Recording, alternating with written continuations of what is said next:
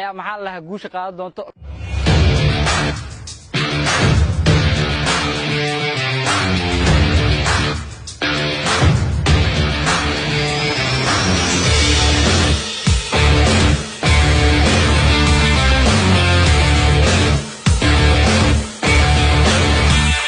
ujeedaan dameerkii lagu magacaabay Baaquli Boy waxa uu saadaaliyay inay guuleysan karto xulka kubadda cagta Hirshabelle oo wax uu raashinka ka cunay dhankii xulka kubadda cagta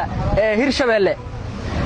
la arki doonay kulay waxaan waa iska saadaal oo lama dhihi karo saadaasha saxda ama ciyaarta waxa qaadan karta Hirshabelle lama dhihi karo laakiin isku dayga aan sameynay waxa uu dameerku saadaaliyay inay koobka la hooyin doonto xulka kubadda cagta Hirshabelle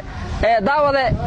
fikirkaaga nala wadaag adiga isleedahay Galmudug iyo Hirshabelle koobka way qaadan doonaa Master Baaquli Boy oo degan degmada Yaaqshiidna wuxuu idin leeyahay tartan wacan.